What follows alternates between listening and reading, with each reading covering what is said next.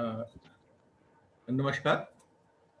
संवाद के इस कार्यक्रम में, इस शुमारे में आप सबका स्वागत है।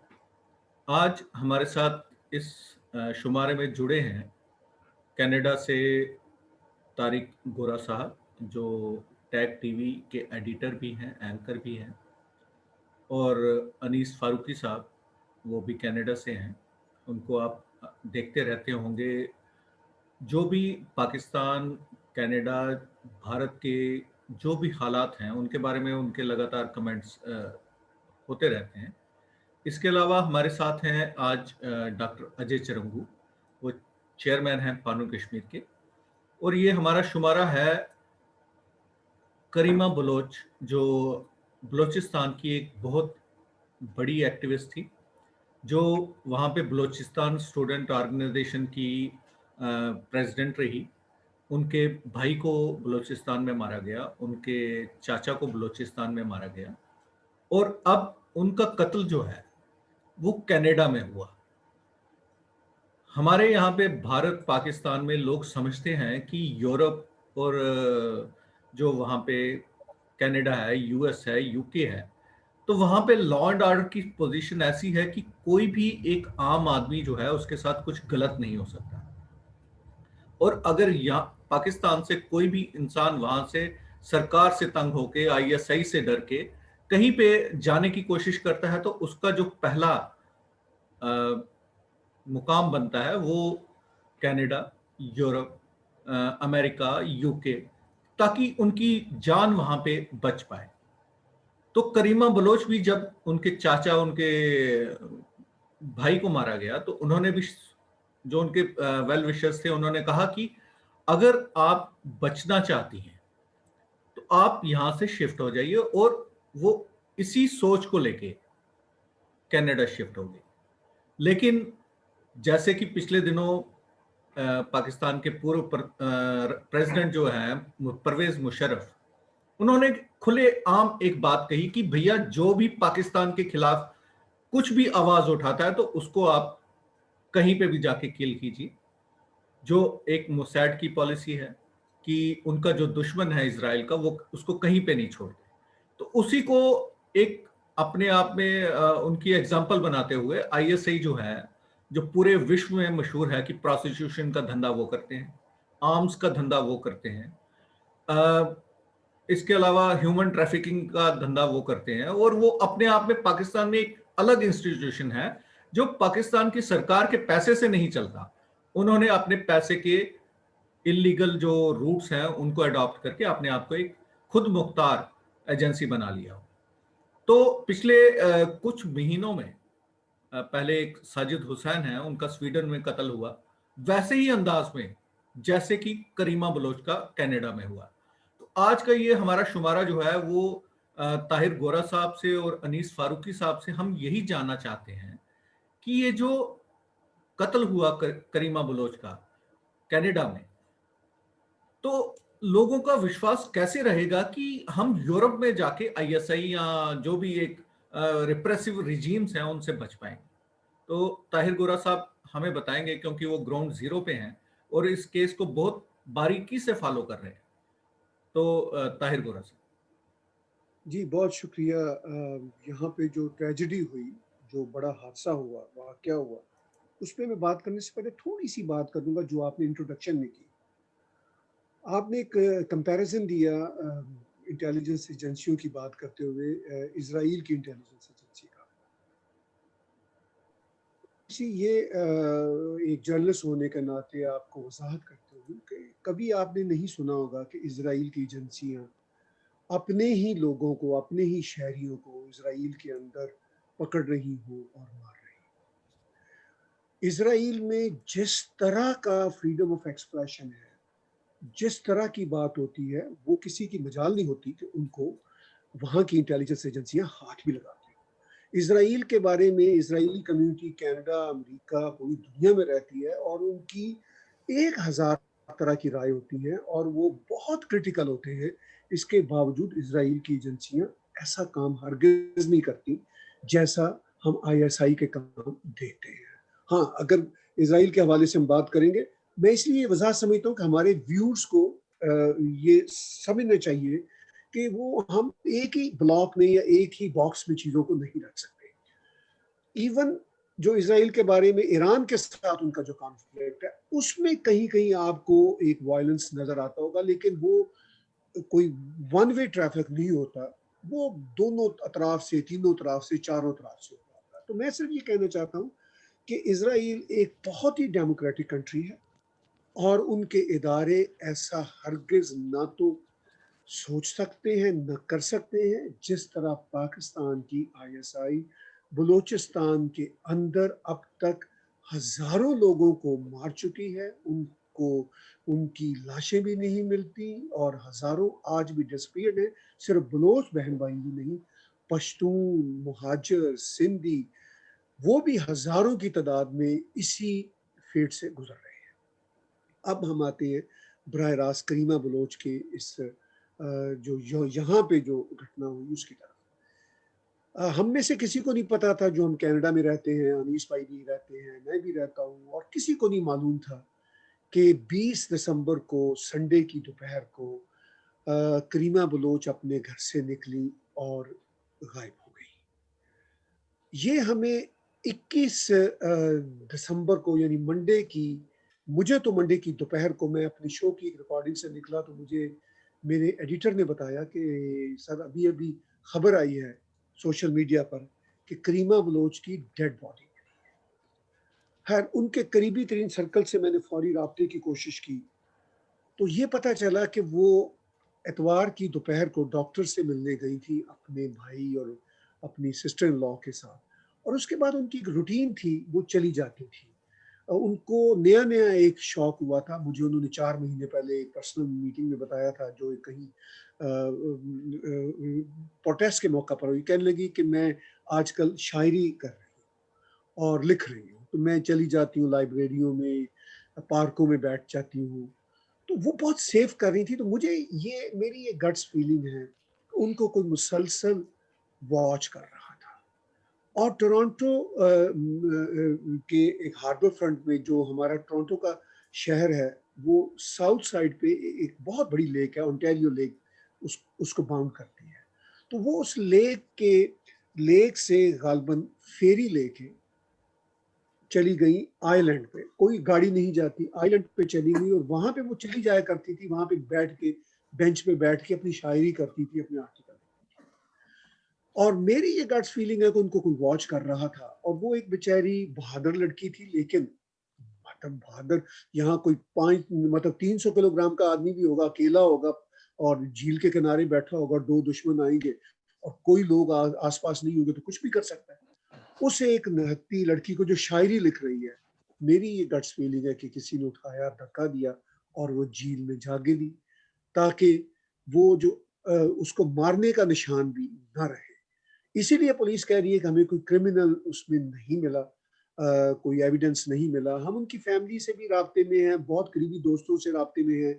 अभी बॉक्सिंग डे यानी 26 दिसंबर को यहाँ पर विजिट किया, उनके हस्बैंड भी आए थे, मैंने भी उनकी एक जो साउंड बाइट होती है टीवी के लिए ली, थोड़ी सी बात भी हुई। तो उसके बाद राब्ता नहीं हो पा रहा, लेकिन हमने एक प्रोटेस्ट भी किया आउटसाइड टोरंटो मेट्रो पुलिस के, इसकी मोर इन्वेस्टिगेशन हो।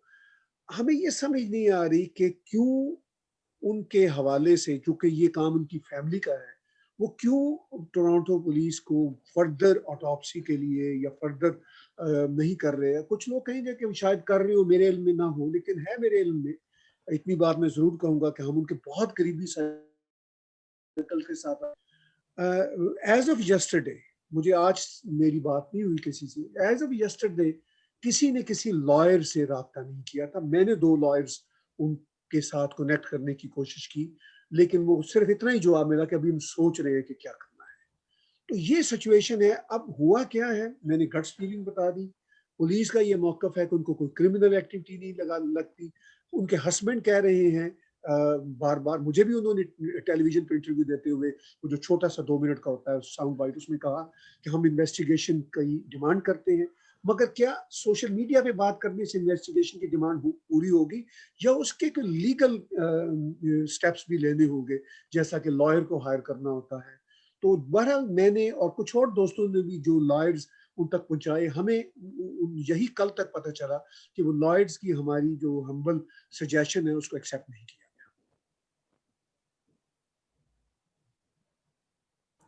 थैंक यू ताहिर साहब, आपने ग्राउंड ज़ीरो के बारे में बताया कि वहाँ पे इस वक्त क्या हो रहा है और क्या तवक्कुआत हैं कि इस मामले में एक फेयर इन्वेस्टिगेशन होनी चाहिए और उसमें क्या लैकुनास हैं। तो इसी सिलसिले में मैं अनीस फारूकी साहब से पूछना चाहूँगा कि आपको मालूम ही है कि कनाडा में एक्स सर्विसमैन जो हैं पाकिस्तान आर्मी के, वो एक बड़ी तादाद में वहाँ पे कनाडा में इस वक्त मौजूद हैं और बहुत से लोग जो हैं वहाँ कनाडा रॉयल पुलिस में इस वक्त नौकरी कर रहे हैं। तो करीमा बलोच जिनकी वहाँ पे कत्ल हुआ है और जो ताहिर गोरा साहब ने बताया कि उनके हस्बैंड की तरफ से शायद कुछ कोताही वहाँ पे बरती जा रही है, तो क्या आपको लगता नहीं कि जैसे ही करीमा बलोच की वहाँ पे लाश मिली, उसके फौरन बाद कनाडा पुलिस ने कहा कि भैया ये तो सस्पेक्टेड सुसाइड है, कोई कार्रवाई नहीं हुई। मतलब कि आप ताहिर गोरा साहब ने ही कहा कि -12 डिग्री वहाँ पे टेम्परेचर चल रहा है, घर से उनको कोई परेशानी नहीं थी, बिल्कुल मतलब कि खुशगवार माहौल में वो रह रही थी। शायरी का उनको नया जो शौक था वो उसके बारे में वो कर रही थी और इतनी ठंड में अगर कोई सुसाइड करने भी जाएगा तो क्या वो -12 डिग्री में झील में कूदेगा। और अगर हम साजिद साहब की जो स्वीडन में किलिंग हुई है उसको भी अगर देखेंगे तो वो भी सेम सरकमस्टांसेस में हुई है, उसकी मॉडस ऑपरेंडी भी जो है जो करीमा बरोच के मामले में बरती गई है। तो आप क्या समझते हैं जी? ताहिर साहब कुछ कहना चाहते हैं शायद। जी, मैं सिर्फ़ एक मुख्तसर यहाँ पे क्लैरिफ़ाई करना चाहता हूँ। मैं ये नहीं कहना चाहता कि उनके हस्बैंड से कोई कोताही हो रही है। मैं सिर्फ़ ये कहना चाहता हूँ कि हमें ये समझ नहीं आ रही कि क्यों लॉयर्स से राब्ते नहीं हो रहे। इसलिए कि करीमा बलोच का जो मसला है, वो सिर्फ़ और सिर्फ़ उनकी फ़ैमिली का मसला नहीं है। अगर कुछ उनके करीबी अहबाब ये समझते हैं कि ये हमारा ज़ाती मसला है, तो ऐसा हरगिज़ नहीं है। एज़ कैनेडियन अ, मैं ये समझता हूँ कि कनाडा में इस तरह की हरकत कैसे हो जाए। और करीमा बलोच एक लीडर थी और वो किसी चंद लोगों की वो जागीर नहीं थी। वो हम सब का एसेट थी। और मैं सिर्फ ये कहना चाहता हूँ कि उनकी फैमिली को लीगल कार्रवाइयाँ ज़रूर करनी चाहिए। जो भी मदद दरकार है हम हाज़िर हैं उनको देने के लिए। ये मैं बिल्कुल क्लैरिफ़िकेशन बिल्कुल देना चाहता बिल्कुल वाजिब वाजिब बात आपने कही कि करीमा बलोच कोई इंडिविजुअल नहीं थी, वो पूरे मुआशरे की लीडर थी। बलोचिस्तान की तो वो बात करती ही थी। उनके देखिए आप पाकिस्तान में कितना प्रोटेस्ट हो रहा है, बलोचिस्तान में उनके लिए प्रोटेस्ट हो रहा है, कनाडा में उनके लिए प्रोटेस्ट हो रहा है, यूके में जो लोग हैं वो उनके लिए प्रोटेस्ट कर रहे हैं। इवन हम हिंदुस्तान में बैठे हैं, हम भी उतने ही कंसर्न हैं, हम भी उतने ही मतलब कि हमारे अंदर भी उतना ही आप कहेंगे गुस्सा है कि एक जो लड़की एक पूरी रोग नेशन के खिलाफ एक पूरी फाइट कर रही थी और पूरे दिलो जान से बलूचिस्तान के लोगों की जो भी परेशानियां थी उनके बारे में बात कर रही थी, उस लड़की का कत्ल हुआ है। और एक जिसको हम डेवलप्ड कंट्री कहते हैं, कनाडा तो एक डेवलप्ड कंट्री के रूप में जानी जाती है, वहां की पुलिस भी इसको एक कैजुअल क्राइम के रूप में या एक कैजुअल उसके तरीके से अगर डील करने की कोशिश करती है तो इसमें पूरे वर्ल्ड में एक कनाडा की बहुत ही बुरी तस्वीर जाती है। पिछले दिनों से आपको मालूम ही है कि खालिस्तान जो है उसका सबसे बड़ा सपोर्टर जो है वो कनाडा बन के उभरा है। वहां के जो प्राइम मिनिस्टर हैं ट्रूडो साहब, वो हिंदुस्तान में कोई छोटी भी छींक भी किसी को आ जाती है तो वो वहां हूँ। से कोई बयान जारी कर देते हैं। जो खालिस्तान का एक बहुत बड़ा सपोर्टर है वो उनका कैबिनेट में मिनिस्टर है। तो हिंदुस्तान के लोग भी करीमा बलोच की कत्ल को लेके उतने ही उनका दिल में इतना गुस्सा है कि कहने की बात नहीं। तो इसीलिए हम यहाँ से ये सेकंड प्रोग्राम है, लास्ट वीक भी हमने एक प्रोग्राम किया था। तो इसी बारे में मैं अनीस फारूकी साहब से पूछना चाहूंगा कि क्या कनाडा में किसी की जान सुरक्षित नहीं है? क्या लोगों को ये समझना चाहिए कि जो लोग असाइलम लेके या जो लोग अपनी जान बचाने के लिए कनाडा में जाने चाहते हैं, तो वहां पे तो अब आतंकियों का राज हो गया, अब वहां पे तो अब आईएसआई का राज हो गया। और जो ex serviceman royal military police वहां की पुलिस में, कैनेडियन पुलिस में शामिल हो गए हैं, तो क्या किसी भी इंसान की वहां पे जान सुरक्षित नहीं है? क्या किसी को भी वहां पे असाइलम नहीं लेना चाहिए? किसी को भी वहां पे सिटीजनशिप नहीं लेनी चाहिए? तो क्या आपको लगता है कि कनाडा में ऐसे हालात बन रहे हैं कि ये जो एक मतलब कि उनका टोटली, हम कहेंगे कि ये उन्होंने इस क्राइम की सीरियसनेस को समझा ही नहीं, और एक पूरे विश्व में जिसको लीडर माना जाता था बलूचिस्तान का, अगर उसके कत्ल पे इतना सिंपली वहां पे इसको टेकअप किया जाएगा, तो क्या आम आदमी की आस्था जो है वो कनाडा के बारे में कम हो? नहीं, बहुत बहुत शुक्रिया। और डॉक्टर अजय साहब और ताहिर भाई, आप सबको आदाब। असल में बहुत सारी बातें जमा हो गई हैं और बहुत सारी आपने एक एक साथ मेरे पे हमले कर दिए, तो मैं आपको एक एक करके इसका जवाब देने की कोशिश करता हूँ। एक तो सबसे बड़ी बात, जो हमने बात शुरू की थी ताहिर भाई ने जहाँ से, और आपने भी शुरू की थी, मोसाद से बात शुरू की थी कि जो दुनिया की खुफिया एजेंसीज होती हैं वो अपने लोगों को नहीं मारती। लेकिन आप अगर तारीख पे गौर करेंगे तो आपके इल्म में एक बात आएगी कि एक दुनिया की वाहिद एजेंसी है जो ये कहती है कि हमारे अंदर रोग एलिमेंट हैं, जो ये कहती है कि हमारे नॉन स्टेट एक्टर्स हैं। अगर कभी आप 26/11 की बात करें, पठानकोट की बात करें, कोई भी दुनिया का वाक़या हो, उसमें जब भी कोई बात होती है कि ये पाकिस्तान इसमें मुलव्विस है या इसमें आईएसआई मुलव्विस है, तो फ़ौरन जवाब ये आता है कि जी हम नहीं हैं, ये हमारे नॉन स्टेट एक्टर कोई हो सकता है, कोई रोग एलिमेंट हो सकता है, कोई स्लीपर सेल हो सकता है जिसने अपने आप ये कार्रवाई की हो। तो ये बात याद रखने की ज़रूरत है कि ये एक ऐसा कवर मिला हुआ है, एक इतनी बड़ी आज़ादी मिली हुई है कि इसके बल पे वो कहीं पे भी जाकर कुछ भी कर सकते हैं। दूसरी बात कि पूरी दुनिया में सब लोगों को छोड़कर एक हाई प्रोफाइल करीमा बलोच को ही खुदकुशी का, आत्महत्या का क्यों सूझा, या उनसे कोई एक्सीडेंट इंसिडेंट हो गया, पाँव फिसल गया, सिर्फ उनका ही क्यों हुआ? इसलिए कि वो एक आवाज़ थी, वो एक पहचान थी, वो एक सिंबॉलिक आइकॉन थी उस स्ट्रगल का जो कि बलोच लड़ रहे हैं। और अगर आप थोड़ा-सा उनकी हिस्ट्री के बारे में जानेंगे तो आपके इल्म में आएगा कि उनके चाचा को, उनके मामा को उठाया गया था जब वो अपनी एजुकेशन छोड़ के कनाडा वापस आई थी, और उनसे कहा था कि आप वापस आ जाओ, हम इनको छोड़ देंगे। तो करीमा ज़ाहिर है वो नहीं गई, फ़ियर ऑफ परसिक्यूशन एक होता है, उस फ़ियर ऑफ परसिक्यूशन को लेके ही कनाडा में उन्होंने असाइलम लिया था।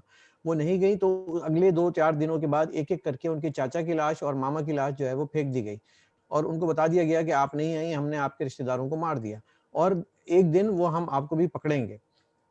दूसरी बात जो ताहिर भाई ने कही कि वो एक इंतहाई जिसे कहना चाहिए एक मासूम इंसान थी। मैं आपको जितना मैं उनसे मिला हूँ, ताहिर भाई मिले, हम लोग मिले, वो इंतहाई मासूम इंसान थी, बहुत हसास तबीयत की मालिक थी, और वो यकीनी तौर पे जो अपना एक करियर को भी परस्यू कर रही थी यूनिवर्सिटी में, और साथ-साथ जो जो एक इनकलाबी शायरी की जो बात की उन्होंने, वो मुझे इल्म है कि वो इसमें भी इंटरेस्टेड थी।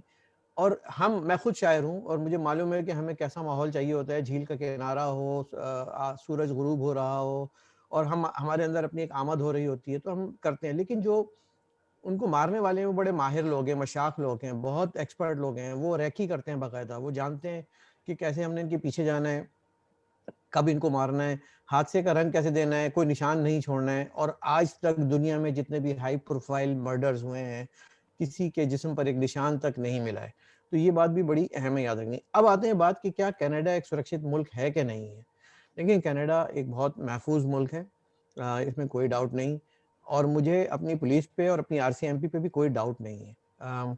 ये बात सही है कि यहाँ पे हर हर कौम के, हर नस्ल के लोग मौजूद हैं। पंजाब हरियाणा से भी होंगे, जालंधर से भी होंगे, लाहौर के भी लोग होंगे, और वो लोग यहाँ पे जब एक सिस्टम में दाखिल होते हैं तो वो एक डाइवर्स सिस्टम में एक ट्रेनिंग के बाद दाखिल हो जाते हैं।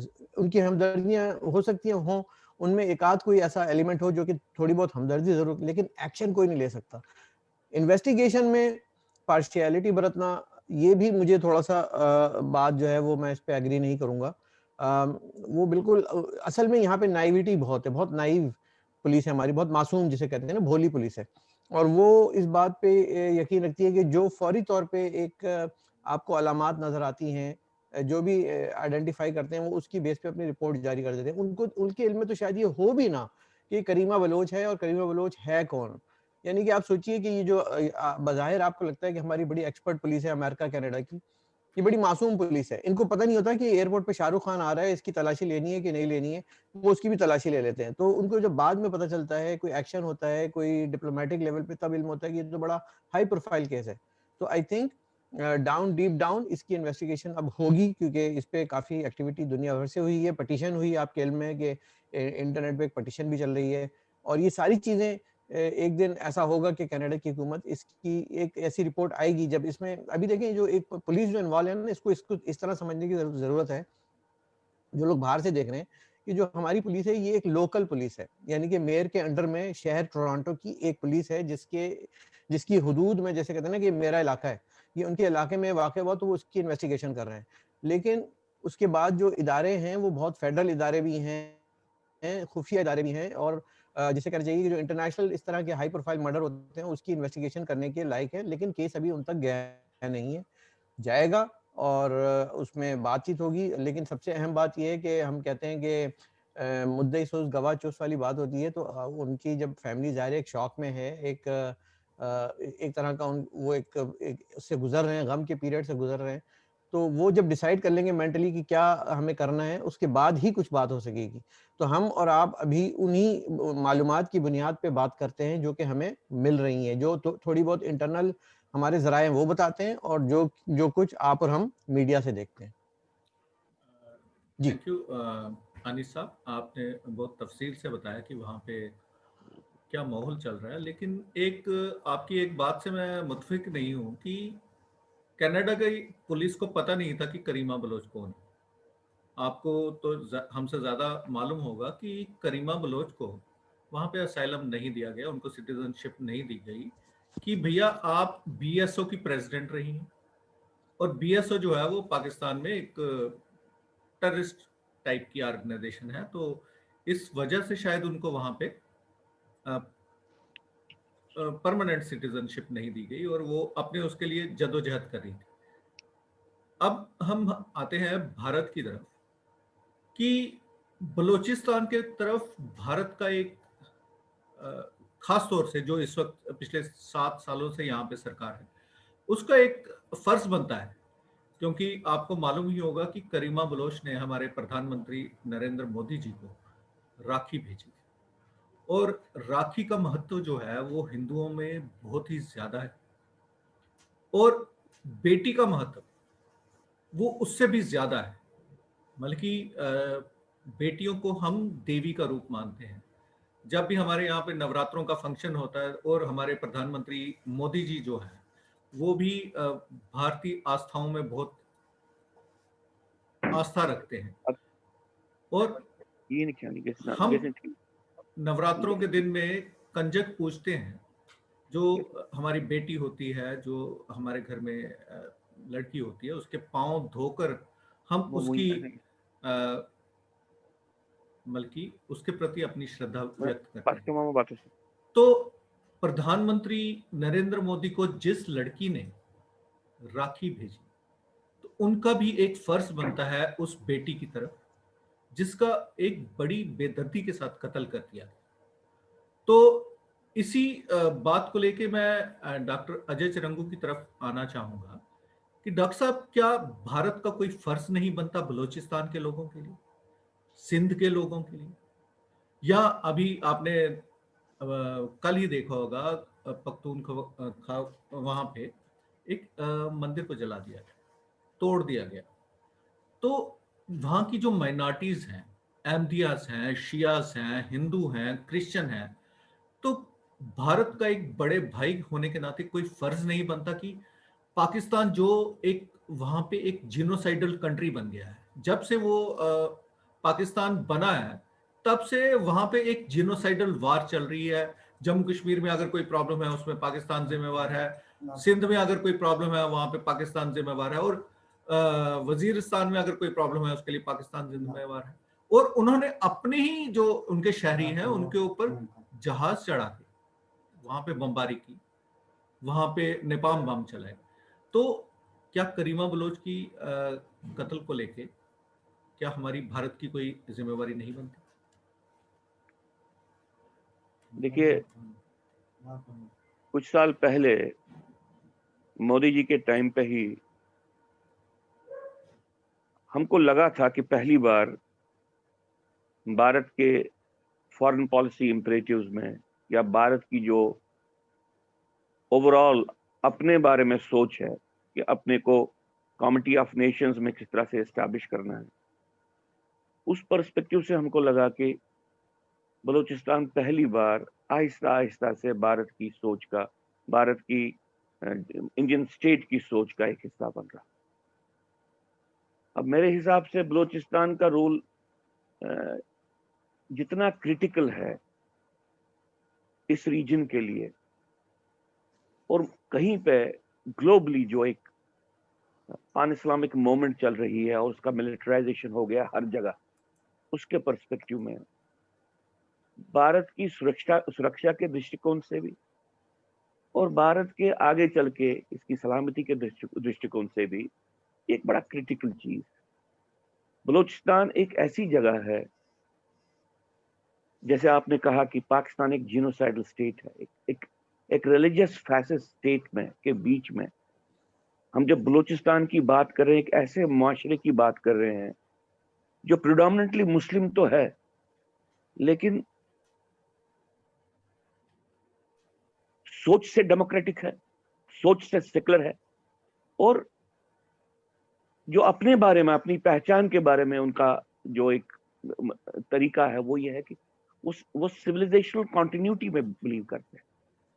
वो अपने आप को इतिहास की एक निरंतरता के साथ, एक कॉन्टिन्यूटी के साथ जोड़ के देखते हैं, क्योंकि कोशिश रही है रिलीजियस फैसिस्ट स्टेट्स की कि जिस भी एरिया पे उनने गलबा किया उन एरिया के लोगों की कॉन्टिन्यूटी, हिस्टोरिकल कॉन्टिन्यूटी को ब्रेक किया जाए, सिविलाइजेशनल कॉन्टिन्यूटी को ब्रेक किया जाए, और वो सारे तरीके अडॉप्ट किए जाए कि वो कन्फॉर्म करे।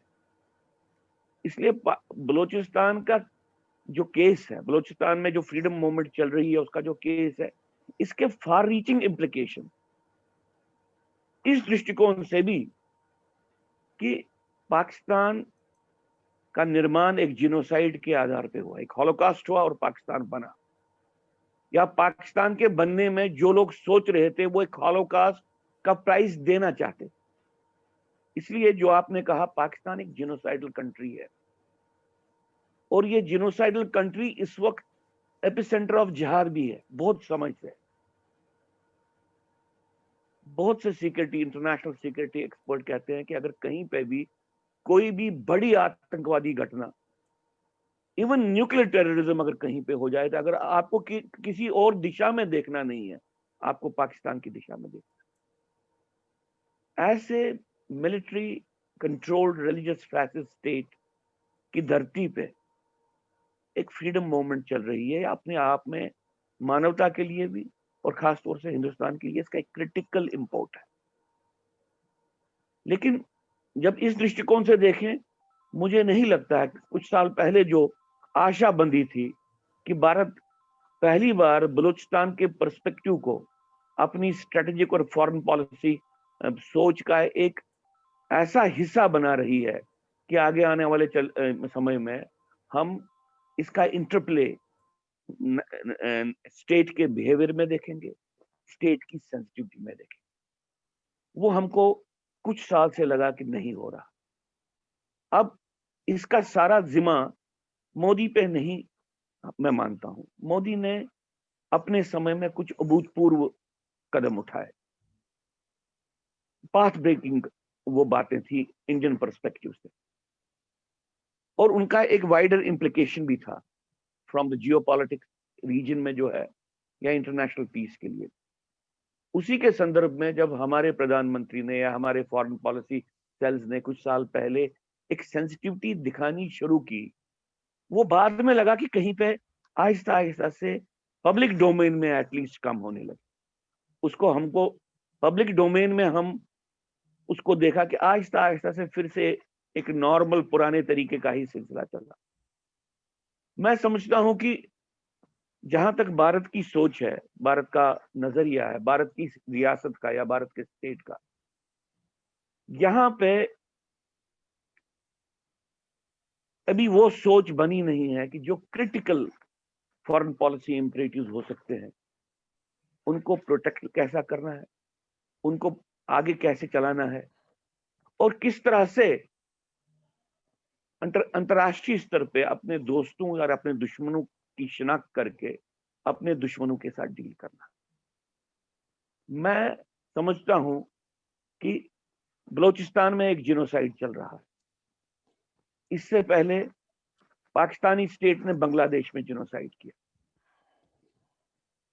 उससे पहले 47 में तो जिनोसाइड हुआ ही चारों ओर से, लेकिन पीओजेके में भी जिनोसाइड हुआ। और कश्मीर में जो हिंदू रह रहा था उसका भी जिनोसाइड पाकिस्तान की मदद से ही हुआ, भारत की ही धरती। जब तक ना भारत की सरकार इस बात को समझे कि पाकिस्तान की ये जिनोसाइडल जो एक टेंडेंसी है, ये जो ये अप्रोच है, जब तक ना भारत सरकार इस बात को लेके क्लियरली कहे कि ये इस रीजन में पाकिस्तान की जिनोसाइडल टेंडेंसीज को बर्दाश्त नहीं करेगी, और अगर पाकिस्तान ये करता रहे तो भारत सरकार के लिए it will be an act of war. Level पे अभी यहाँ पे सोच नहीं पहुंची। यहाँ पे अभी एक डिनायल की सोच है, अभी निभाने की सोच है, अभी किसी तरीके से निष्कर्ष को, कंक्लूजन को पोस्टपोन करने की सोच है।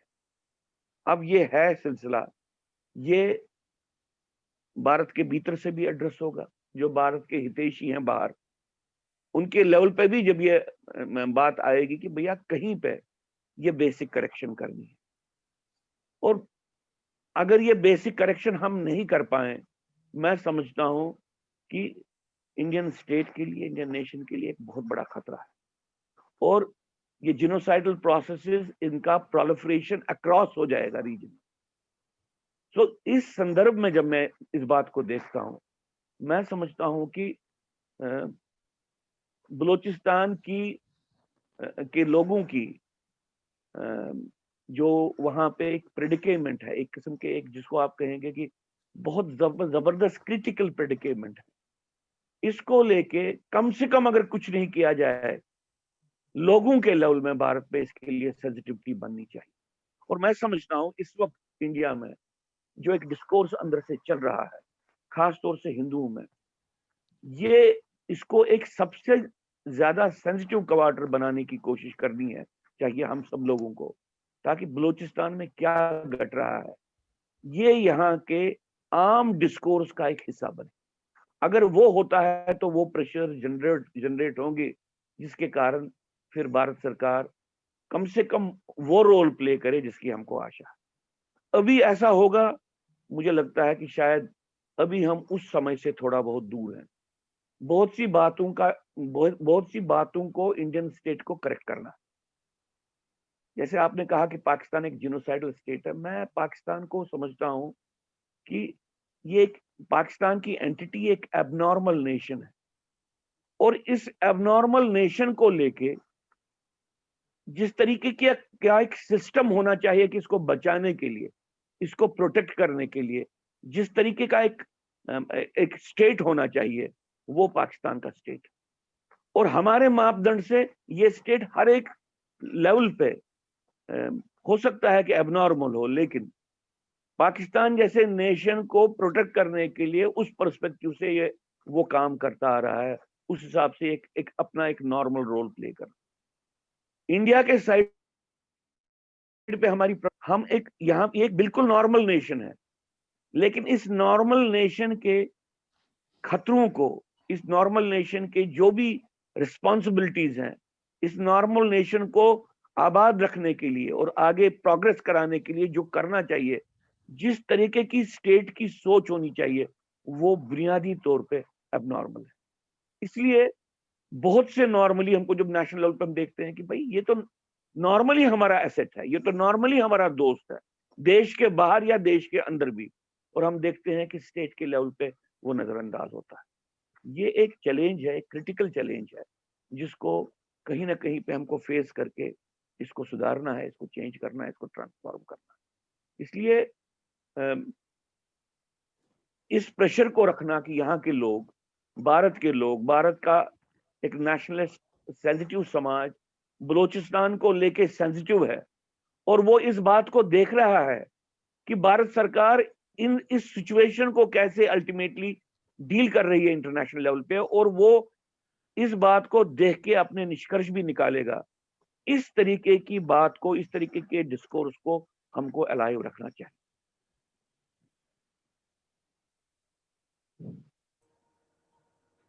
थैंक यू डॉक्टर साहब, आपने एक बात जो कही उसके साथ मैं भी पूरी तरह से मुत्फिक हूँ कि भारत एक नॉर्मल स्टेट है, नॉर्मल नॉर्मल नेशन है, लेकिन एक एबनॉर्मल स्टेट है।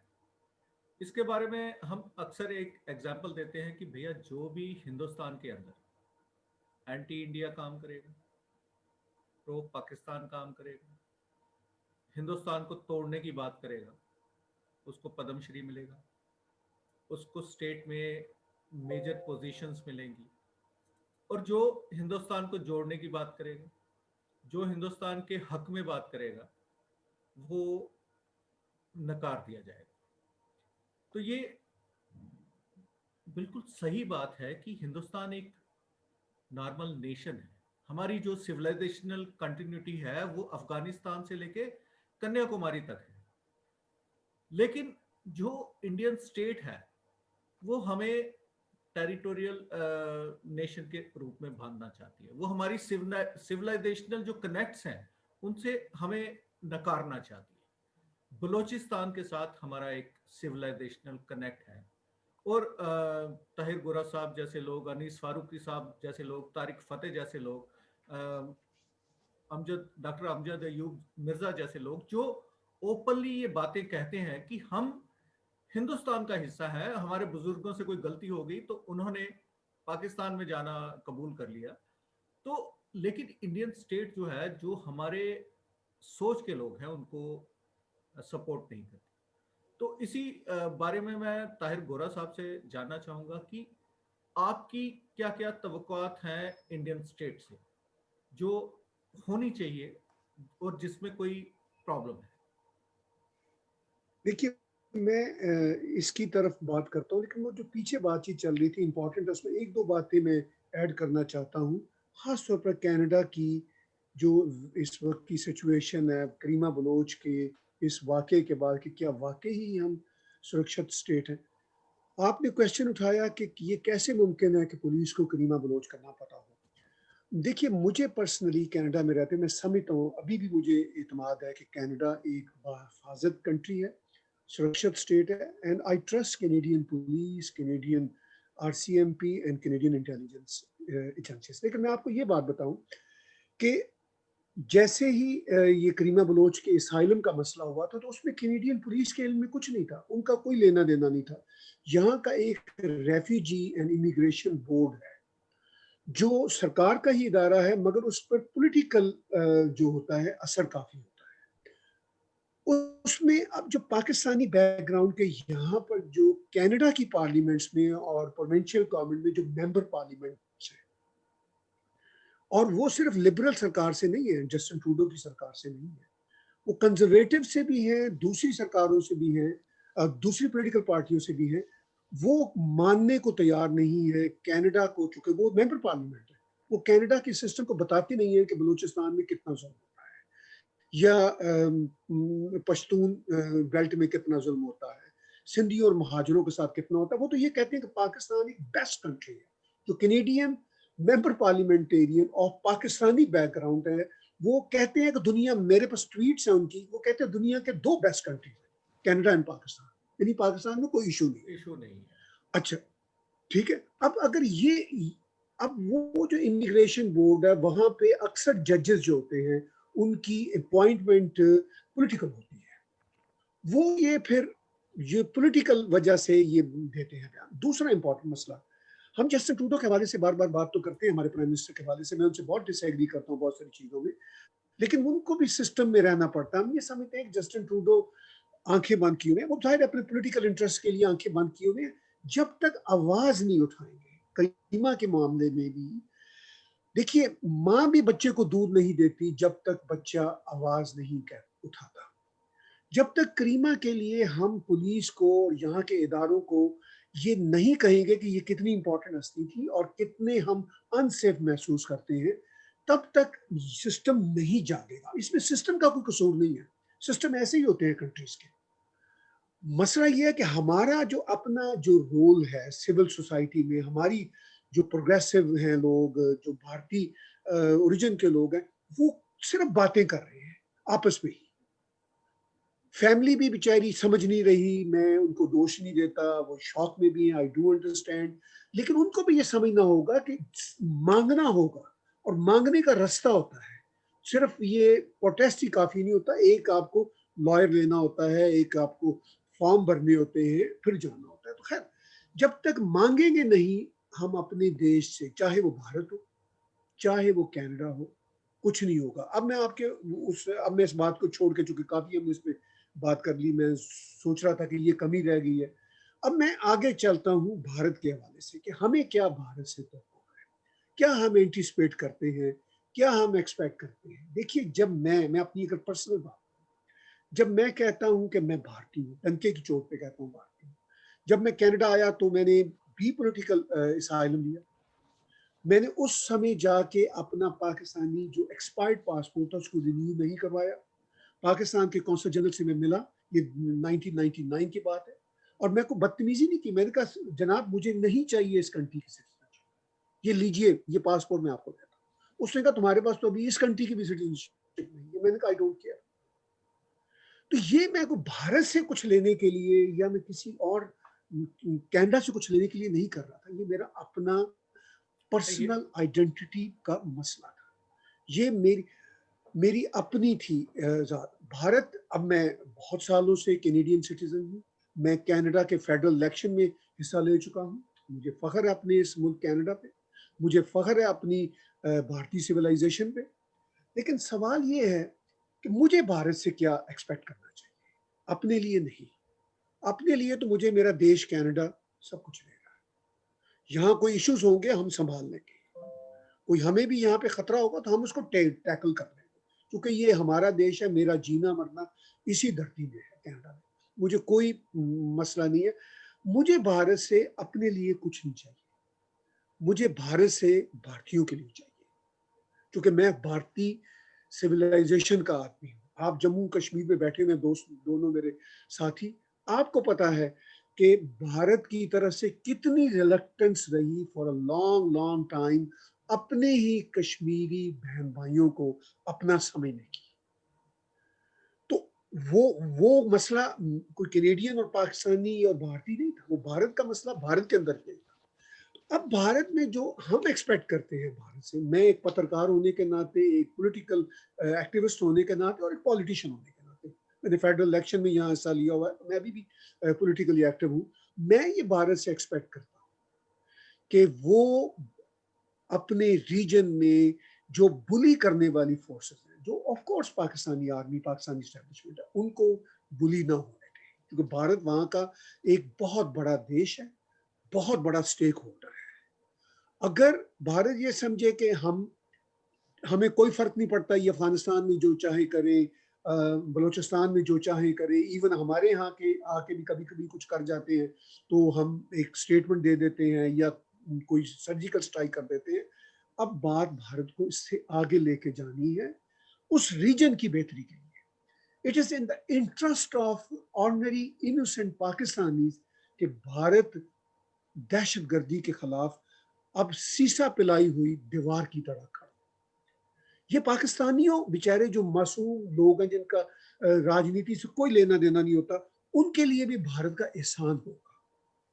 ये भारत का एहसान होगा उस रीजन पे कि वहां पे पीस को कायम रखने के लिए वो खड़ा हो जाए। क्योंकि अब देखिए, पाकिस्तान के साथ चाहते या ना चाहते हुए चाइना की एक्सट्रीमिस्ट कुव्वतें भी साथ खड़ी हुई हैं। अब भारत की पॉलिसीज वेस्टर्न वर्ल्ड के साथ, जापान के साथ, ऑस्ट्रेलिया के साथ इस तरह की होनी चाहिए, खुली।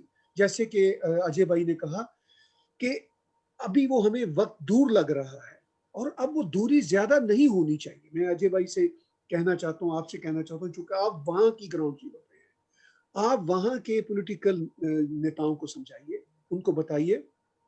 हम भी बैठ के यहाँ कनाडा से थक, एक तरह से थक से गए बता बता के, लेकिन खैर थकना लफ्ज एक यूजलेस है, हम थके नहीं है।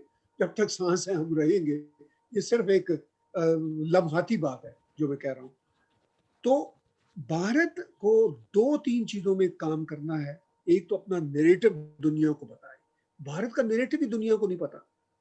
नंबर एक, हम भारत से ये एक्सपेक्ट करते हैं कि भारत अपना नैरेटिव बताए, अपने उस रीजन के सच दुनिया को बताए, क्योंकि भारत इस पोजीशन में है। भारत को दुनिया मानती है, दुनिया जानती है। भारत बताए कि क्या हो रहा है यहाँ पे, और उसको कंट्रोल करने के लिए वो अपने एलाइज से, यानी अमेरिकन से, ऑस्ट्रेलियन से, जापान से, सब के साथ अलायंस करके टेररिज्म को once and for ever finish करें। इसके अलावा भारत हमारी या अपनी मदद भारतीयों की नहीं कर सकता। हम तो भारतीय हैं, लेकिन कनाडा में रहते हुए हम सुरक्षित हैं। हमें इशू आते रहते हैं, और भी हो सकता नहीं है, हम निपट लेंगे उनसे। लेकिन भारत से हमारी ये तो है कि भारत अपना नैरेटिव दुनिया भर में पहुंचाए और दुनिया भर को ये मैसेज दे। जिस तरह अमेरिका कहता है कि हम टेररिज्म को बर्दाश्त नहीं करेंगे, हम टेररिज्म जहां कहीं होगी अमेरिका के खिलाफ हम घुस के मारेंगे।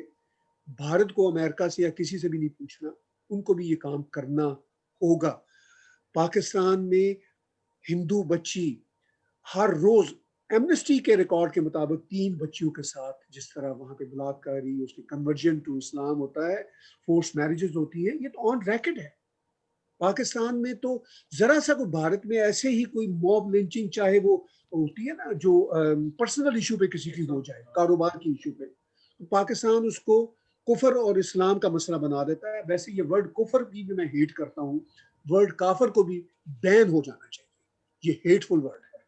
खैर, मैं ये कहना चाहता हूं कि भारत को अपना नैरेटिव देना है, टफ होना है, और दुनिया को बताना है कि पाकिस्तान में बलोच तो बड़ी दूर की बात है, जो अपने हिंदू बहन भाई हैं पाकिस्तान में, उनका क्या सिंध में हाल है वही बता दे। भारत सिखों का क्या हाल है वहां पे वही बता दे भारत दुनिया को, तो हमारे ऊपर भारत का एहसान होगा। क्योंकि भारत एक रियासत है, हम एक इंडिविजुअल्स के तौर पर अपना किरदार अदा करते हैं। इतने सालों से हमने यूट्यूब भर दिए हैं ये नैरेटिव दे के, जो कभी भारत ने नैरेटिव नहीं दिया था, वो हमें गर्व है कि हमने अपनी बहुत ही इंडिविजुअल पर्सनल कैपेसिटी में ये कर दिया। तो एक रियासत, एक इतनी बड़ी देश, इतनी बड़ी सिविलाइजेशन, हम इंडिविजुअल से बढ़ के काम क्यों नहीं कर रही। हम उनसे ये विनती करते हैं कि वो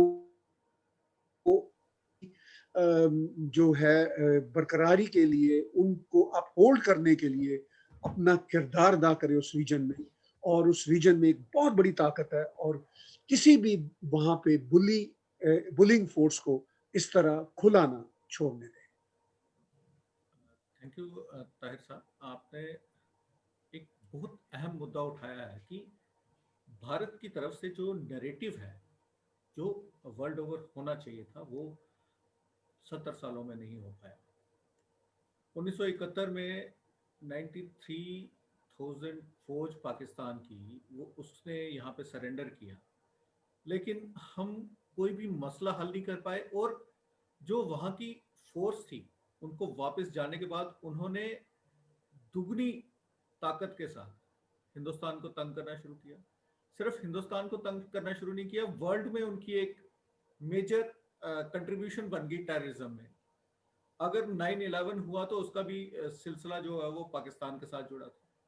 अगर यूके में कोई होता है तो उसका भी सिलसिला पाकिस्तान के साथ जुड़ा होता है। अगर जर्मनी में कुछ होता तो उसका भी सिलसिला पाकिस्तान में जुड़ा होता है। और जो भारत में 26/11 को हुआ, बॉम्बे में, मुंबई में, जो आजकल मुंबई है, तो उसमें तो पूरे वर्ल्ड के लोग मारे गए, लेकिन उसकी भी कोई बात नहीं होती। डेविड कोलमैन हैडली जो है वो आज भी देखा जाए तो आज़ाद ही घूम रहा है।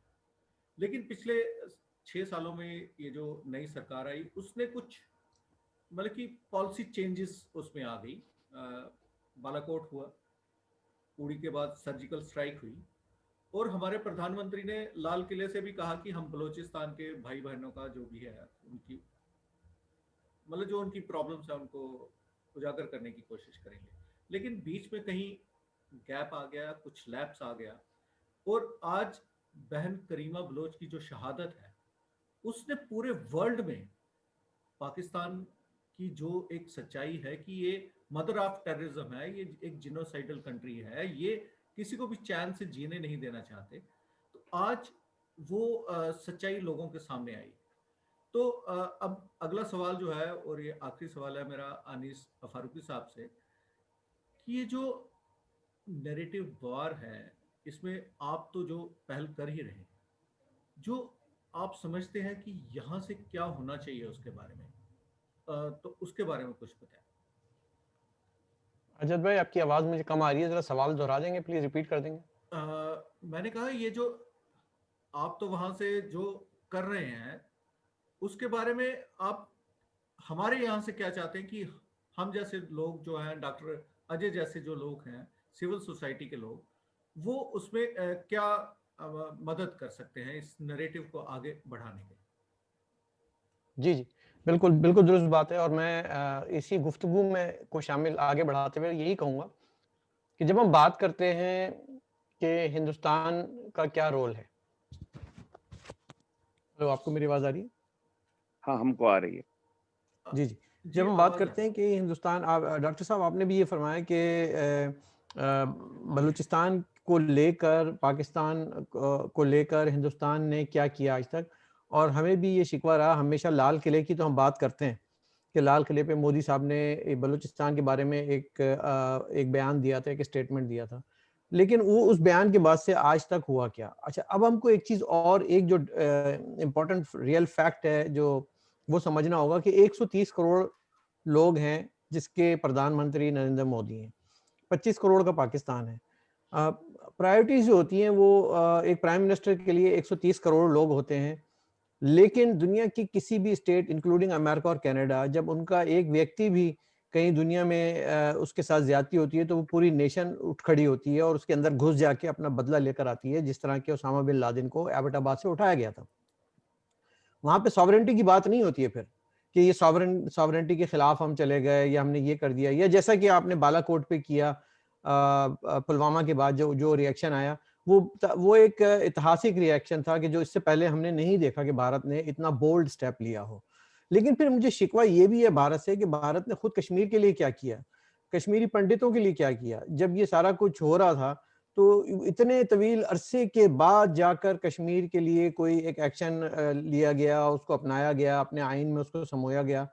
जो आपने इतनी देरी लगाई कि अपना हक हासिल करने के लिए, तो बहुत दूर की बात है। बलूचिस्तान की तो हम क्या बात करें, कश्मीर में जो भ्रष्टाचार की जो बात, मैंने एक शो भी किया था, आपको शायद इल्म हो, जो भ्रष्टाचार वहां पे जारी है, जिस तरह से वहां पर रहने वाले हिंदुओं को जो है माइनॉरिटी बना दिया गया है। हम सिंध की क्या बात करें, सिंध में तो हिंदुओं और हिंदू बच्चियों के साथ जो हो रहा है वो तो बहुत दूर की बात है। पहले हम अपने कश्मीर के जो हिंदू हैं उनकी तो बात कर लें, उनको क्या जॉब्स में हिस्सा मिल रहा है?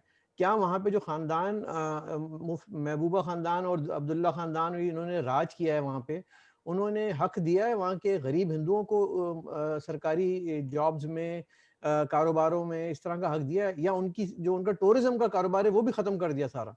तो ये भी मुझे आपकी प्रधानमंत्री से और आपकी सरकार से शिकवा है, गिला है। तो जो उनकी जो प्रायोरिटीज हैं, जब तक अपनी प्रायोरिटीज सेट नहीं करेंगे, जब तक के ये काम आगे नहीं बढ़ेगा, हिंदुस्तान की प्रायोरिटी उनके रडार पे पाकिस्तान की आतंक नहीं है, और वो बस मगन है अपनी ही 5 ट्रिलियन की इकोनॉमी को बढ़ाने में। वो अपने जो वहाँ के अपने इश्यूज हैं, कम है कोई 130 करोड़ लोगों के इश्यूज कम नहीं होते हैं, उनके इश्यूज को रिजॉल्व करने में, अपने आप को एक स्ट्रॉन्ग इकोनॉमिक सुपर पावर बनाने में, और जो कि rightfully they are doing it, वो लगे हुए हैं, क्योंकि वो अपनी इमेज वो नहीं बनाना चाहते कि हम दुनिया के किसी कंट्री में इंटरफेयर करते हैं, किसी की सॉवरेंटी पे अटैक करते हैं। लेकिन सर ऐसा होना नहीं चाहिए ना, क्योंकि जब आपके ही कोई व्यक्तियों को आके आपके अंदर घुस के बैठ के मारता है, मुंबई पे अटैक होता है, पठानकोट पे अटैक होता है, पुलवामा पे अटैक होता है, आप कहोगे कि चलो एक थप्पड़ मार लिया, मैं अगला गाल भी पेश कर देता हूँ, यहाँ भी मार लो। ऐसा कब तक? तो ये शिकवा है, ये प्रायोरिटी हमें सेट करने की जरूरत है, चाहे वो कश्मीर हो, चाहे वो बलूचिस्तान हो, चाहे वो सिंध हो। तो ये मैं ये समझता हूँ कि 130 करोड़ का जो मुल्क है, उसके रडार में शायद पाकिस्तान इतना सा हो, लेकिन उसको थोड़ा सा और बड़ा करने की जरूरत है, उसको और आगे लेने की जरूरत है। जहां तक हमने बात की कि क्या रोल होना चाहिए समाज का, मैं समझता हूँ समाज ही सबसे ज्यादा अपना रोल अदा कर रहा है। पत्रकार ही अपना रोल अदा कर रहे हैं, लेकिन उनकी आवाज इतनी स्ट्रांग नहीं होती जब तक कि स्टेट लेवल पे कोई भी स्टेटमेंट, कोई भी पॉलिसी, कोई भी नैरेटिव आगे नहीं आता। और आप देख लीजिए कि मोदी 2.0 वर्जन में आपने कितना सुना होगा पाकिस्तान के बारे में। इवन ये कि उन्होंने लफ्ज इमरान खान भी आज तक इस्तेमाल नहीं किया। उन्होंने पाकिस्तान के प्रधानमंत्री को अपनी स्पीचेस में जिक्र करना भी मुनासिब नहीं समझा। उनका जो गोल है वो कुछ और है। आई थिंक उनकी जो एडवाइजरी किचन कैबिनेट है, उन्होंने कहा है कि जी आपको जो फोकस रखना है वो भारत की विकास पे रखना है, आपको अपनी इकोनॉमी पे रखना है, आपको अपनी इमेज पे रखना है, जो कि वो rightfully they are doing wonderful job और वो काफी आगे आ चुके हैं। अगर ये पैंडेमिक नहीं होता तो आज इंडिया कहीं ऐसे जगह पे खड़ा होता है कि दुनिया उसको वर्ल्ड सुपर पावर ऑफिशियली मान रही होती, लेकिन क्योंकि हम सब इस फेज से गुजर रहे हैं।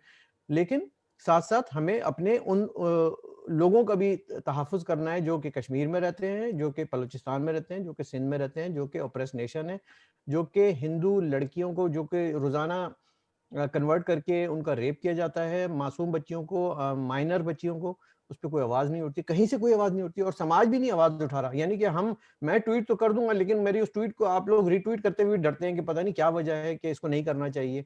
तो मेरा ख्याल है कि थोड़ा सा एक अवेयरनेस ऐसी होनी चाहिए। अजय जी, आप जो प्रोग्राम कर रहे हैं इसके जरिए और जितने लिखने वाले, बोलने वाले मीडिया पे हैं, वो अवेयरनेस क्रिएट करें कि ये इसको रडार पे लाइए, इसको सामने लेकर आए और इस पे बात करें। जी।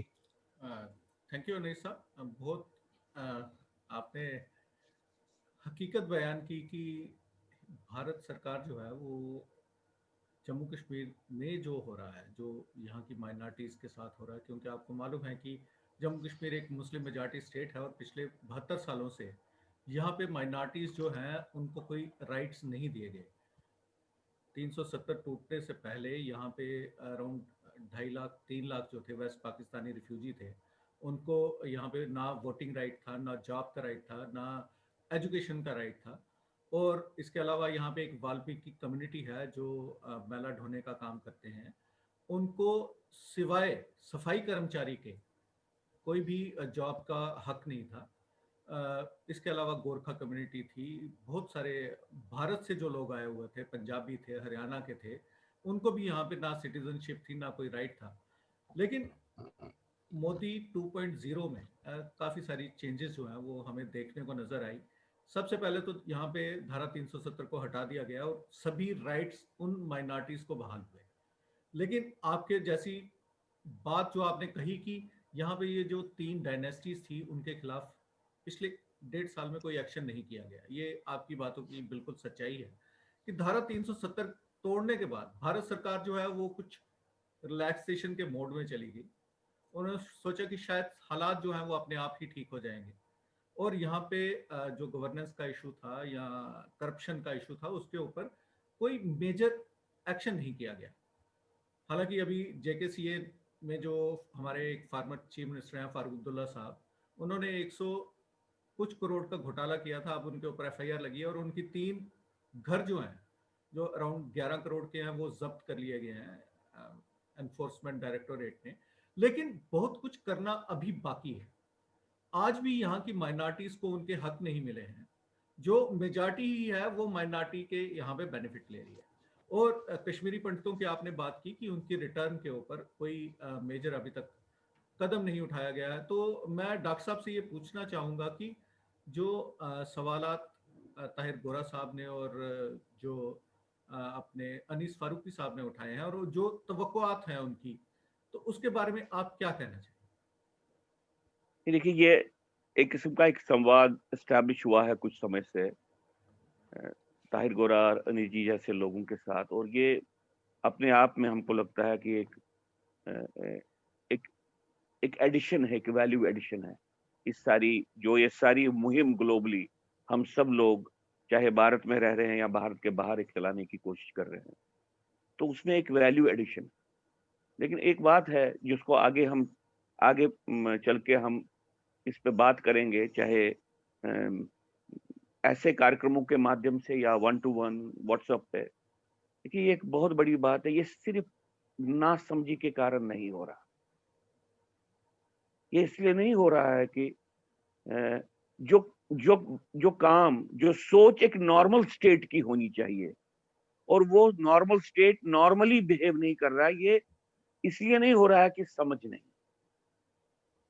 मैं तो समझता हूं कि गवर्नमेंट ऑफ इंडिया की जो पॉलिसी है, पर्टिकुलरली स्ट्रेटेजिक मैटर्स को लेके, मैं तो कहता हूं इवन फॉरेन पॉलिसी में भी बहुत से ऐसे पहलू हैं, वो सोच ऐसी है जो सही मानों में पाकिस्तान की स्ट्रेटेजिक है। तो अब आप एक उदाहरण देता हूं मैं कि पाकिस्तान के साथ हमारे नॉर्दर्न फ्रंटियर में, मतलब हमारे 3 जंगें हो गई, 3 मेजर वॉर्स में, और हम किस तरह से इस बात को एंटरटेन कर सकते हैं कि हम पाकिस्तान के साथ अपना मसला हल करेंगे by making the borders porous. Pakistan Bharat की भूमि पे ही जो भारत की सॉवरेनिटी है उसको ही क्वेश्चन कर रहा है। ये कैसे हो सकता है कि भारत सरकार इस बात पे बात करे कि हम मसले को हल करेंगे कि उस एरिया में हम शेयर्ड सॉवरेनिटी का एक माहौल लाए? ये किस तरह से ये आइडिया भी एंटरटेन हो जाए? या मैं आपको कह सकता हूं कि पाकिस्तान की तरफ से कॉन्स्टेंटली भारत की धरती पे आतंकवादी घटनाएं चल रही हैं और भारत सरकार कंसिस्टेंटली दुनिया को ये कह रही है कि भैया पाकिस्तान करवा रहा है। फिर भारत सरकार ही कैसे इस बात को माने कि पाकिस्तान के साथ अनइंटरप्टेड और अनइंटरप्टेबल डायलॉग होगा? अब नहीं है ये बात, लेकिन हाल ही तक थी। मोदी के टाइम पे no dialogue till terror is there, ये एक सोच आ गई।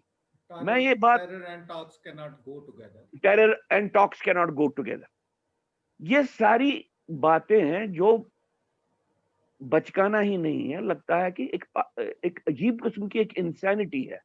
ये कैसे हो सकता है कि भारत सरकार कश्मीर घाटी से जिनका रिलीजियस क्लींजिंग किया गया उनको माइग्रेंट कहे, और भारत सरकार उद्घोषणा करे कि हमने JKLF को बैन इसलिए किया क्योंकि उसने कश्मीरी पंडितों का जिनोसाइड किया, और ऑफिशियल पार्लमेंट्स में हम अभी भी माइग्रेंट्स ही हो। सेल्फ इम्पोज डिस्प्लेसमेंट है।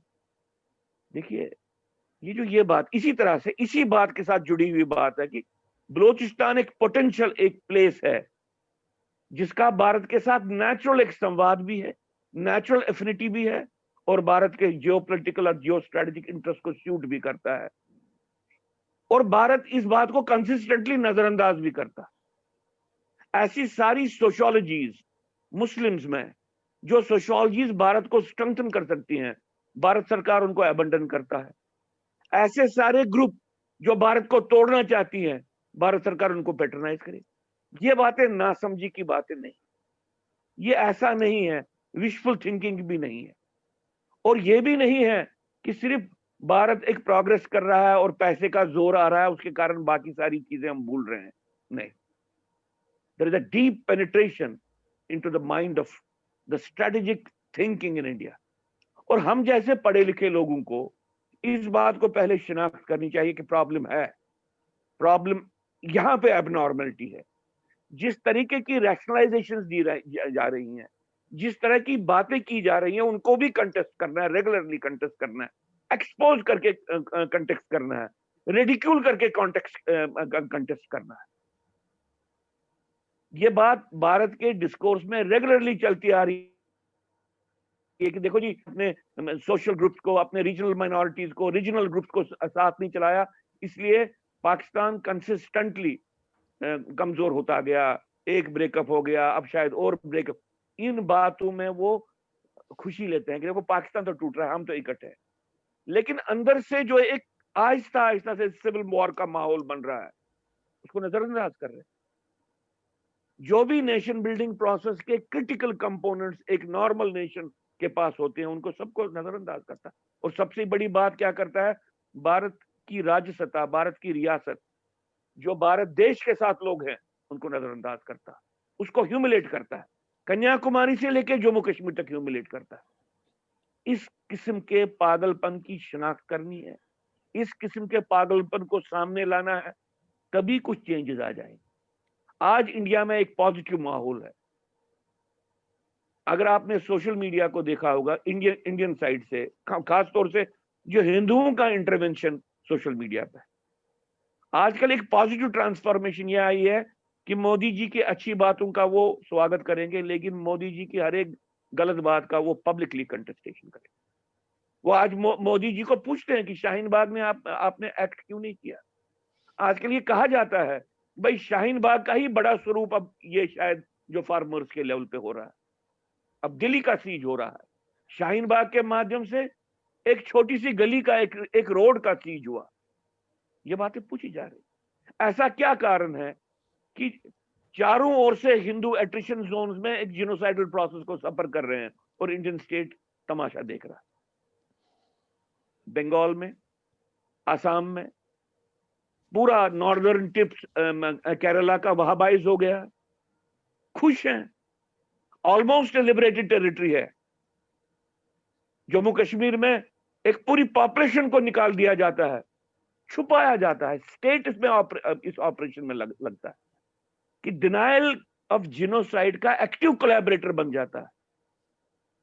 अब अगर इन सारी बातों को आप ध्यान में रखेंगे तो हम सब लोग इस बात को, हम सब लोग पढ़े लिखे लोग हैं, हम इस बात को कि प्रॉब्लम सिर्फ नेविटी नहीं है, ये एक किस्म की एक ब्लू व्हेल गेम है जहां पे आहिस्ता आहिस्ता से प्लेयर को इस पॉइंट पे लाया जाता है कि वो खुदकुशी करे। और ऐसे खुदकुशी के साइकिल हमने पिछले इतने साल से, 70 साल से बहुत बार देखे। ये तो शायद अगर ऊपर की कोई सत्ता है वो शायद बार बार बचा रही है। देखिए बालाकोट हुआ, बालाकोट पहले कितने ऑलमोस्ट, जिसको आप सरेंडर जैसी घटनाएं हुई, ऑलमोस्ट एब्डिकेट ही किया जाए। भारत की रियासत एक वाहिद रियासत दुनिया में है जो एब्डिकेशन को स्ट्रेटजी मानती है, जो कैप्चुलेशन को टैक्टिक्स मानती है। ये दुनिया में और कहीं पे भी नहीं होता। अब जब मैं ये बात कह रहा हूं, मैं ये नाराजगी से बात नहीं कर रहा हूं, मैं भारत की धरती पे बैठ के आप सब लोगों से ये बात इसलिए कर रहा हूं कि आप भी इतना काम कर रहे हैं और हमको तो अल्टीमेटली तो एक टोटल ट्रांसफॉर्मेशन लानी है। इंडिया एज एन एंटिटी अगर डिसॉल्व हो जाए कमिटी ऑफ नेशन में, ये तो एक डिस्ट्रक्शन, पूरे वर्ल्ड ऑर्डर जो भी है उसमें जो कुछ भी अच्छा है उसका खात्मा हो जाए। स्टेक्स बहुत बड़ी है। तभी मैंने जब बलूचिस्तान की बात की, मैं समझता हूं कि एक मुस्लिम नेशन में, मुसलमानों में ही एक ग्रुप, एक नेशन है, या आप कहिए एक एरिया है जहां पे मुसलमान सेकुलरिज्म का महत्व समझते हैं, डेमोक्रेसी का महत्व समझते हैं, प्लूरलिज्म का महत्व समझते हैं, राइट टू इक्वालिटी का महत्व समझते हैं, और उनके साथ जिनोसाइड हो रहा है। यही बात तो कश्मीर में भी हो रही। कश्मीरी हिंदू सेकुलरिज्म के साथ था, डेमोक्रेसी के साथ था, राइट टू इक्वालिटी के साथ था, जिनोसाइड इसके साथ हुआ। और जो लोग इनमें से किसी भी चीज के साथ नहीं थे, सिर्फ डकोसले एक एक्टिंग कर रहे थे इसके साथ होने की, वही रूल कर रहे हैं। ये सारी बातें हिंदुस्तान में ही हो रही होंगी, लेकिन हम लोगों को, मैं इसलिए ये बात कह रहा हूं कि there is a problem in the basic thinking. जो भी अपने आप को लिबरल बोलते हैं, डेमोक्रेटिक बोलते हैं, सेकुलर बोलते हैं, उनकी सोच में, बेसिक सोच में एक प्रॉब्लम है, क्योंकि वो ultimately they and up strengthening religious communal fascist forces, they ultimately and up in facilitating or being bystanders in a genocidal process, and they ultimately end up being the active deniers of the genocidal process. Hindustan के जो nationalist लोग हैं, patriotic लोग हैं, उनमें सोच का एक बदलाव आ रहा है। वो डिस्टिंक्टली आपको दिखेगा। इंडिया में जो पुराना स्ट्रैंगल होल्ड था सोच पे, डिस्कोर्स पे, वो टूट रहा है। और टूट के जो एक किस्म का एक शोर होता है, जब एक डिस्कोर्स का वर्चस्व खत्म हो जाए, गलबा खत्म, वो शोर अब हम देख रहे हैं। अल्टरनेटिव व्यू पॉइंट्स भी आ रहे हैं। हो सकता है कुछ समय लगे, लेकिन एक बात मैं इल्तिजा करता हूं ताहिर जी से भी, अनीस साहब से भी, कि there is an abnormality, and that abnormality does not come from naivety. जो सोच है, नेशन बिल्डिंग मॉडल है, वही स्ट्रेटेजिक डेप्थ है पाकिस्तान। इतने साल पाकिस्तान ने यह कहा कि जो नेहरूवियन सोच के कारण पाकिस्तान इनसिक्योर था, और जिस दिन जम्मू कश्मीर में आर्टिकल 370 को खत्म कर दिया गया, तो पाकिस्तान की लीडरशिप ने कहा कि भाई नेहरूवियन ऑर्डर खत्म हो गया, इसके कारण अब हिंदुस्तान के लोगों ने नेहरूवियन ऑर्डर को छोड़ा। इतने साल से जो झूठ बोल रहे थे कि हम अगर इनसिक्योर हैं नेहरू के कारण है, सडनली ये बात अब सामने आ रही है कि नहीं, नेहरू की टोटलिटी में जो नेशन बिल्डिंग मॉडल है उससे उनको फायदा था, उनको एक पेनिट्रेशन मिल रही थी। इंडिया के सेक्युलरिज्म के बारे में सोचने की जरूरत है कि जो लोग सेक्युलरिज्म की दुहाई बोलते हैं वो किस सेक्युलरिज्म को क्या मानते हैं। वो बात है कि अगर आप सेक्युलरिज्म को ही, डेमोक्रेसी को ही एक इंसुलेशन बना के सेक्युलरिज्म और डेमोक्रेसी को अंदर से खत्म करोगे, साजिश तो उस लेवल की है। इनफैक्ट कनाडा में भी, यूरोप में भी और अमेरिका में भी ये प्रक्रिया तो ऑलरेडी शुरू हो गई है। डेमोक्रेटिक डोमेन्स को, डेमोक्रेटिक सेक्युलर डोमेन्स को, प्लूरलिस्टिक डोमेन्स को मैं घुस के अंदर से उनका इस्तेमाल, उनके फ्रीडम्स का इस्तेमाल करके फिर उनको अंदर से ही खत्म करने की प्रक्रिया तो हम सामने देख रहे हैं। हिंदुस्तान में यह बहुत समय से चल रही है, और जब तक ना इसका एक्सपोजर हो, जब तक ना हम इसको पब्लिक डोमेन में ला पाए, जितनी भी हमारे पास ताकत है, एक दूसरे के साथ मिलके शाना बशाना रह के कुछ बातें हम कर सकते हैं, कुछ बातें आप कर सकते हो, और इसको आगे चलाएं, तब तक वो चेंज, बेसिक चेंज नहीं आएगी। मैं एंड पे एक बात आपको कहूंगा कि आप देख लीजिए, India has been the worst victim of terrorism in the world. India में एक भी अच्छी किताब टेररिज्म पे अभी तक किसी एकेडमिशियन ने नहीं लिखी। ये तो पेनिट्रेशन है, ये तो किसी लेवल पे पेट है उन लोग, उन ताकतों की कि यहाँ पे कुछ नॉर्मल क्रिएटिव इंटेलेक्चुअल एक्टिविटी भी नहीं होने दे रहे हैं। आपको ये अजीब नहीं लगता है कि इंडिया में conformity without gun, without threat हो रही है 70 साल से? सोचने समझने वाले आम लोग, जो टॉलरेंट लोग हैं, डेमोक्रेसी में विश्वास करने वाले लोग हैं, वो कंफॉर्म करते आ रहे हैं। ये बात चाइना की समझ में आती है, वहां पे कल्चरल पर्जेस हो गए, और अगर लोगों ने कंफॉर्म किया तो पीछे वायलेंस का थ्रेट था, स्टेट का थ्रेट था। सोवियत यूनियन में गुलाग्स बन गए, मिलियंस में लोगों को मारा गया, और अगर लोग कंफॉर्म करते तो बात नजर समझ में आती है। 70 साल इंडिया में मिलिट्री थ्रेट के बगैर ही अच्छे लोगों ने कंफॉर्म किया। क्यों? कोई पागलपन का दौर तो है, कोई दिमाग की कमी तो है। इसकी शिनाख्त कौन करेगा? जब तक ना हम इसकी शिनाख्त करेंगे तब तक कुछ नहीं होगा। देखिए, हम कश्मीर में कश्मीरियत को एक हेजिमोनिक कॉन्सेप्ट मानते हैं, एक लाग लपेट में एक ऐसी बात को जो बेसिक मुस्लिम हेजिमनी था, उसको कश्मीरियत का नाम देके वहां की छोटी छोटी माइनॉरिटीज को खत्म कर दिया गया।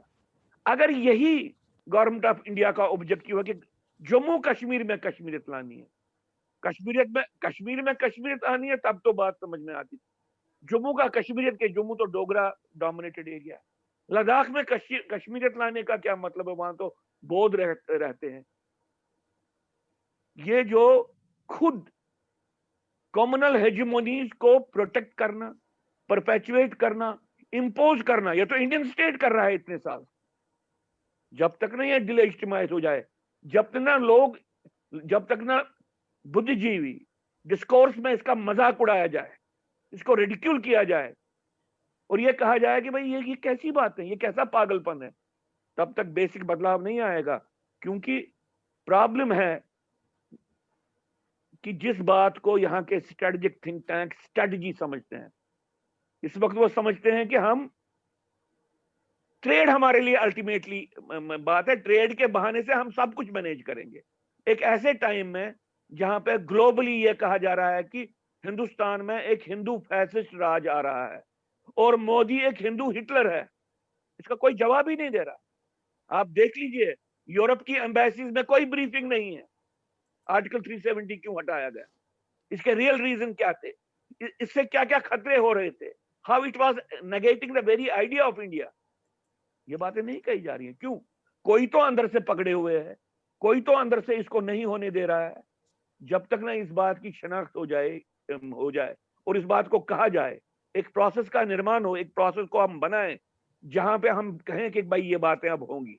जिन बातों को आप पीछे हश टोन्स में अंदर अंदर अपने गलियारों में बात कर, ये बातें अब पब्लिकली होंगी। और आपके सामने एक समय आ रहा है जहां पे जितना भी ये ग्लोबलाइजेशन हो गया सोशल मीडिया के कारण, जो इंफॉर्मेशन पे कंट्रोल खत्म हो गया, डिस्कोर्स पे जो ऑर्गेनाइज कंट्रोल से वो बहुत हद तक कमजोर हो गए।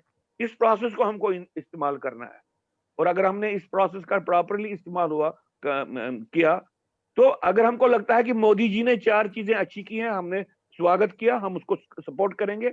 और कहीं पे अगर लगता है कि मोदी जी फिर उसी दिशा में जा रहे हैं, उसकी भी शिनाख्त करनी।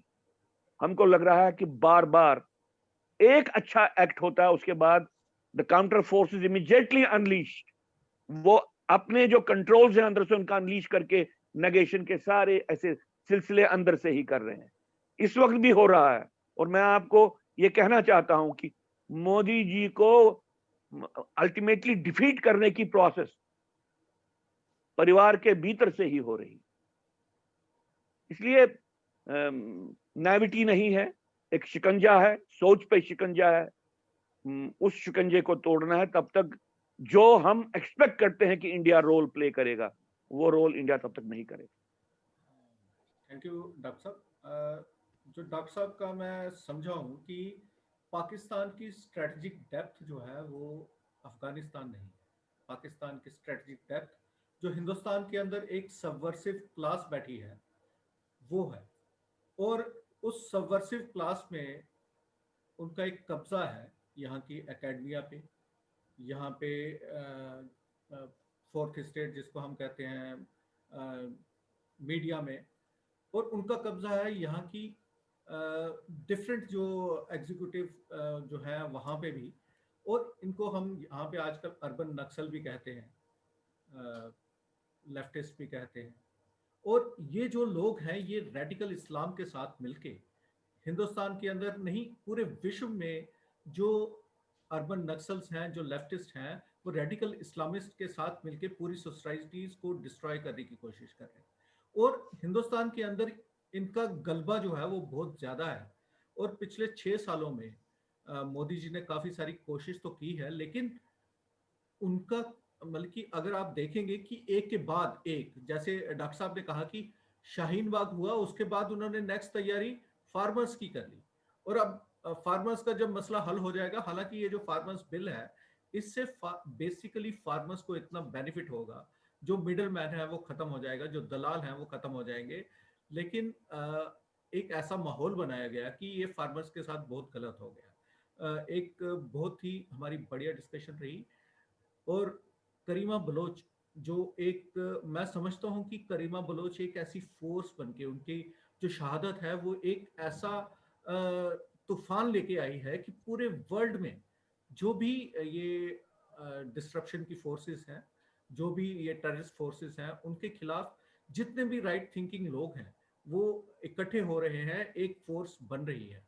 तो मैं बहुत धन्यवाद करना चाहूँगा तारिक गोरा साहब का, अनीस फारूकी साहब का, डॉक्टर अजय चरंगू का, कि उन्होंने एक बहुत ही अच्छी डिस्कशन में करीमा बलोच को, जो हमने ये एक अपनी तरफ से श्रद्धांजलि देने के लिए ये एक सिलसिला शुरू किया है, ताकि उनका कत्ल जो है वो एक राज ही बन के ना रह जाए। उसकी राज की परतें खुलनी चाहिए, जो भी उसके जिम्मेवार हैं वो पकड़े जाने चाहिए, ताकि उनको इंसाफ मिल सके। Thank you very much.